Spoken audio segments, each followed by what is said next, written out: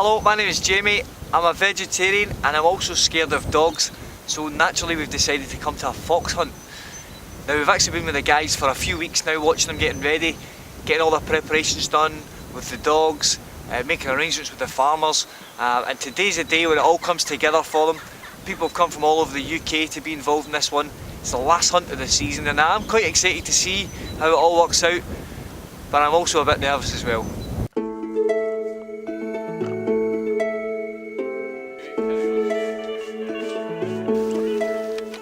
We're bound by the law, we stick to the law, and I think that they've accepted that there must be an element of control of the fox population.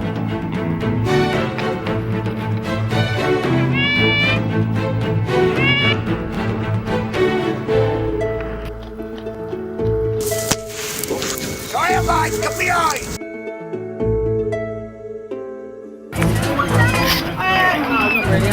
A lot of excited dogs around there. And the people are terribly nice too. Yeah. It's not an elitist sport. No. I mean, some of these little, people, they save up all their summer to go hunting, Right, okay. so they can afford to, and it's great.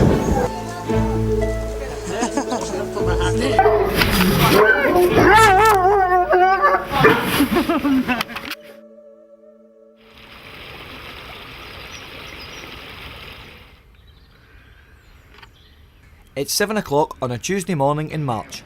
A master of the Lanarkshire and Renfrewshire foxhounds, Willie Shorthose, is starting his first job of the day.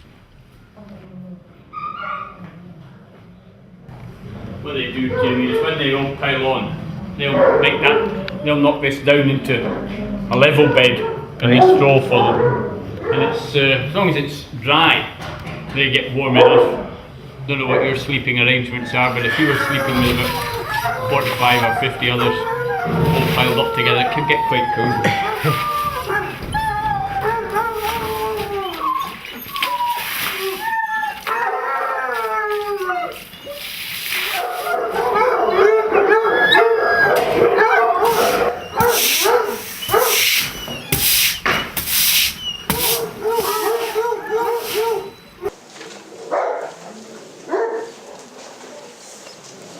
Well, these are from local farms, Jerry. Everywhere you've got livestock, you get dead stock. Yeah. It's a fact of natural life. So we pick these up. Farmers already lost by something dying, which would otherwise have been profit, hopefully for him. Yeah. So we pick them up. Once we've cleaned them out, what we do is we skin them out, take off the extremities, the lower parts of the legs, take out the guts, take off the head and such like, which can't be fed. Yeah. And then the rest, which is still on the bone, gets fed to hounds. When the hounds are out exercising and you come across a cow, they wouldn't go and attack it? No. When it's dead and it's skinned out, it's meat and it's food. Right. When it's on the hoof, it's verboten. Right. So they just stick to, when they're actually hunting, they don't bother with other animals, they're following the scent of the fox. That's right. How do you train them to do just that? They just don't associate? They learn from the older hounds, basically. So when they start in the autumn, it's what the older hounds teach them. And they learn that fox is allowed and everything else isn't. While they've been puppies and out with other people, they learn not to chase things like the farm cat or the hens on the farm. So they're used to other scents and smells and seeing animals about. Just the fox? Just the fox. You ever feel sorry for the fox? Yeah. Just one of these things? Yeah. Oh, I love foxes. I just have the opinion that by one means or another, they have to have their numbers controlled. And I think that the way we do it, and particularly the way we used to do it, was the nearest to natural selection. There are no predators on the fox other than what we provide in the form of a hound. Sure.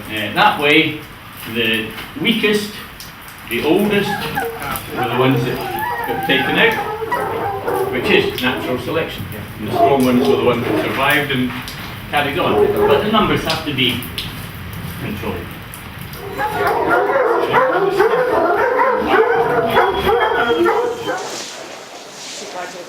I'm quite glad I'm vegetarian. They didn't really. I wasn't sure if it was steaks well done or not. You know, they just fired it out, let them help themselves. But they seem happy enough. So who am I to criticise somebody else's eating habits? So, but yeah, a bit much in the old stomach that. But.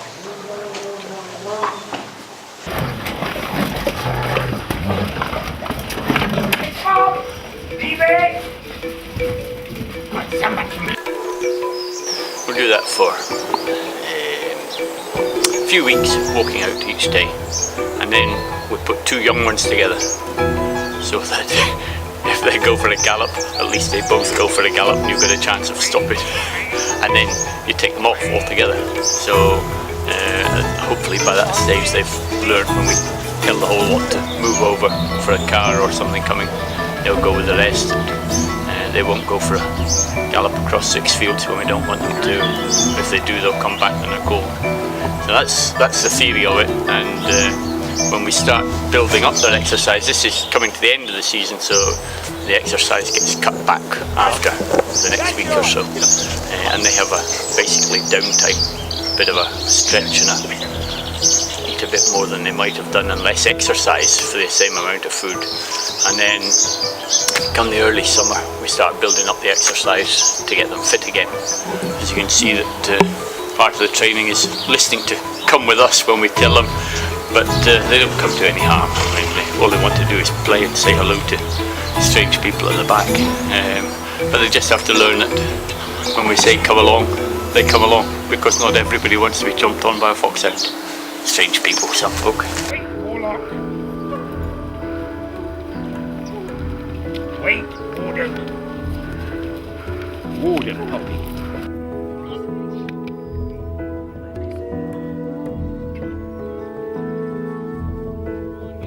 Having cleaned out the kennels, then fed and exercised the hounds, it's time for Willie to look after the other type of animal found in the farm. The weather's half decent. We put waterproof rugs on them and chuck them in the field for a couple of hours as well, so they can relax, stretch their legs, get their heads down to eat a bit of grass. Not that there's any goodness in it, but they get to go and just chill out a bit. And then they come in later on and they get fed and they're here for the night. So that's the next job, horses. So is this the best bit of what you do? Now, this is the preparation stage. Horse can't be expected to go hunting any day without being reasonably fit to do so. And what we do today is exercise the horse for 45 minutes, an hour and a quarter. It depends where we get in our minds to go and what the weather's like, but they've got to be exercised virtually every day. Once they've had a day's hunting, they might have a day, sometimes 2 days off. Quite often the second day after they've exerted themselves, they're stiffer than the first day. And so sometimes they're better to have a little bit of exercise immediately afterwards, and on the second day have some time to chill out and stretch their legs and relax properly. But they've also got to not only relax in their bodies, they've got to relax in their minds. And you've got to be careful with them when you come home from a day's hunting, that the mind isn't still working while the body has stopped. The old brain can keep whizzing round and they can get a bit sweated up in the stable and not eat properly because their mind's on other things. You've just got to be a bit careful with them. Horses have always been involved in fox hunting? Yeah, yes. Important part of it. Oh yeah, I mean, in times gone by there was no other form of transport anyway. And it's a whole lot more interesting than trying to drive a four-wheel drive across a field, not that you'd be allowed to. It's quite a spectacular sight as well. Yeah, I think when you come on Saturday you'll see that a bit of panoply and pageantry, and things might look a bit tidier than they are just now. I remember a chap asking me a while back what on earth the appeal of sitting on a horse was. I said to him, well, you quite like driving fast cars, don't you? He said, yeah. I said, well, if you had some money, you'd buy a Ferrari. Yeah. Well, the Ferrari will go from 0 to 60 in about 5 seconds. And it's got great braking power. This will go from nothing to 30 in 2 seconds, and I've got 2 strips of leather to try and stop it and steer it. So you're coming at the right at the edge, really. And a mind of its own where it goes. So yeah, does it always respond well to what you tell it to? No, so if it always did, then it would be no fun. There'd be no excitement. Could have an adrenaline rush somewhere. I'll put my hat on. Goes hat on, don't worry. Much more well behaved than dogs.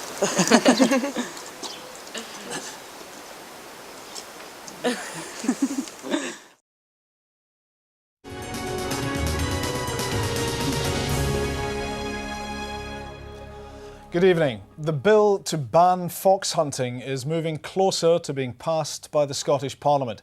MSPs are still debating it in the chamber in a special late-night sitting. Anti-hunt campaigners say it's a momentous day for Scotland.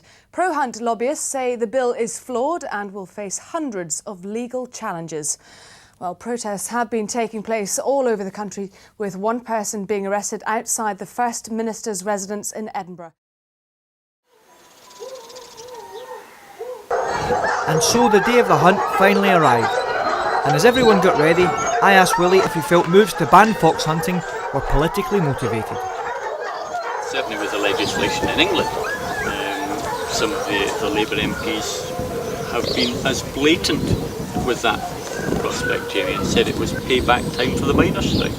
Now, whether the miners' strike was right or wrong, and whether fox hunting is right or wrong, are two completely separate issues, and the outcome of one should never have any bearing on the other, unless you happen to be a miner who goes hunting, and there are some. It's the thrill of the chase. Yeah. It's not the killing of the fox. Yeah. There's nowhere like exercising a horse in its natural environment than it is out hunting. Okay. And the other thing about out hunting is you never quite know where you're going to go. I think that there could have been better ways of dealing with it, rather than legislation imposed by a legislature who didn't particularly understand the situation. Remember that in Scotland the whole aspect of hunting was looked at by a parliamentary committee, and the committee recommended no change in the legislation. And then the Parliament overturned the committee's decision. So those who had looked at it most closely thought that there was no need for a change in what we were doing. Maybe people had a different political agenda and thought differently, and so we got the legislation. I would have hoped that those who had looked at the situation most closely would have been listened to. And the other thing is the horse loves it. Yeah. They absolutely love it. And the moment you sit on your horse out hunting, he feels different. Yeah.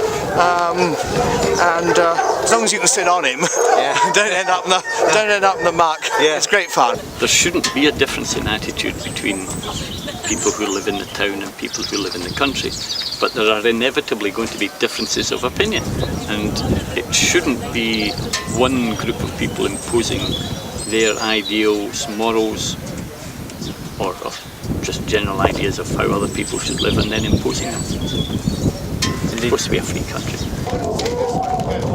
And the people are terribly nice too. Yeah. It's not an elitist sport. No. I mean, some of these little, people, they save up all their summer to go hunting, Right, okay. so they can afford to, and it's great. And it's a nice day. It is. I tell you, they're just fighting to get right out of here. Hungry, and they've been kept in there for a while. So all in all, they are ready to go. I think so.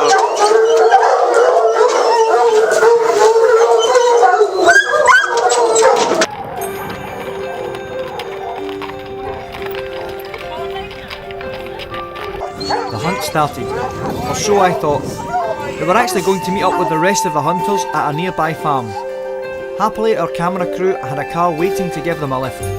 For me though, it meant a 2-mile run through the country roads.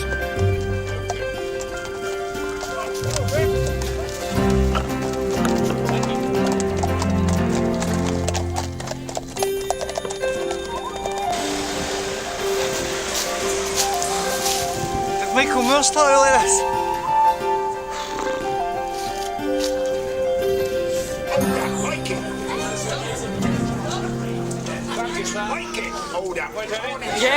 And then talk to people at the same time.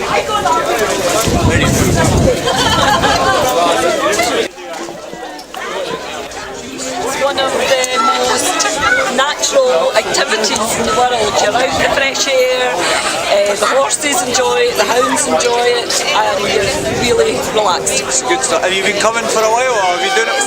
Yeah? Yeah, I've been hunting all of my adult life. Yes, I've done it for 49 years. 49 years.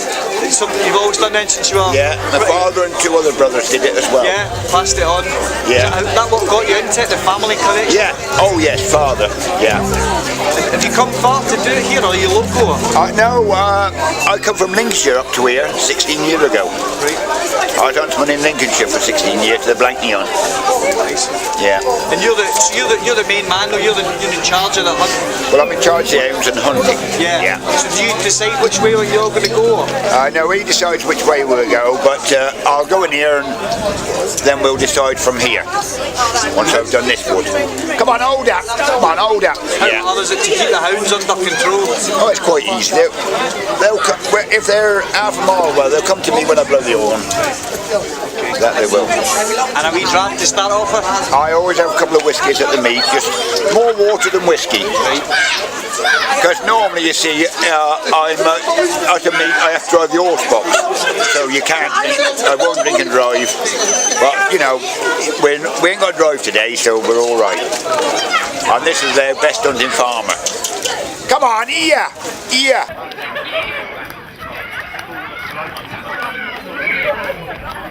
Have you got a wee dram there? Or? Just a wee dram, yes. Yeah, what have we got today? We've got grouse today, the high flyer.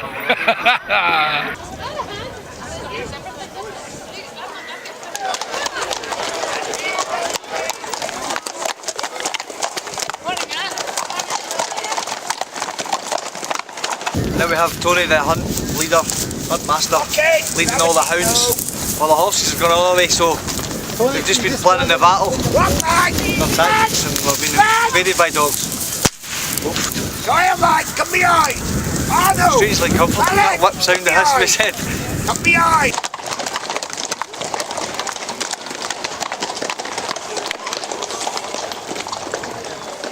It's quite exciting, but when they all just charge at you, you do get a bit nervous. They're all really nice people as well, it has to be said. I don't know, there's a fox at the end of it somewhere, I don't know. I don't know, it's not, you can't just condemn, I don't think you can just condemn, I think that's wrong. Seems a way I can explain it. Aye, you know, they're all right in this together. You know, also like old friends meeting up, sausage rolls being passed about, wee dram as well, quite a nice social sort of a circle. So yes, they're all meeting up with each other and catching up. Some of them come from like miles, you know, long distances and stuff. So anyway, let's go hunting.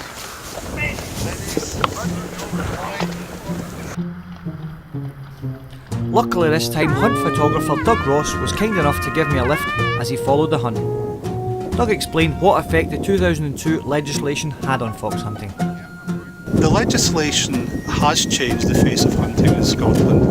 It's now very much a mounted pest control operation, and demographically, because the kill is no longer an issue in the fox is accounted for by the gun in most cases, it's become much more acceptable. And you know, we're seeing an entirely different demographic profile of person hunting than we did before the legislation was brought before the House. The calendar says 2010, but equally you could still say that hunting operates under the social mores of 1910. politeness, courtesy, doing the right thing. These are all old-fashioned rural values, but because they're old-fashioned doesn't mean they're values that are wrong. And maybe that's what fox hunting is about. I didn't meet anyone who was bloodthirsty or vicious. I met people who were welcoming, polite, and clearly loved being out in the countryside, exercising their horses and hounds, indulging in behaviour and manners of bygone years. Although, like Willie, I feel sorry for the fox.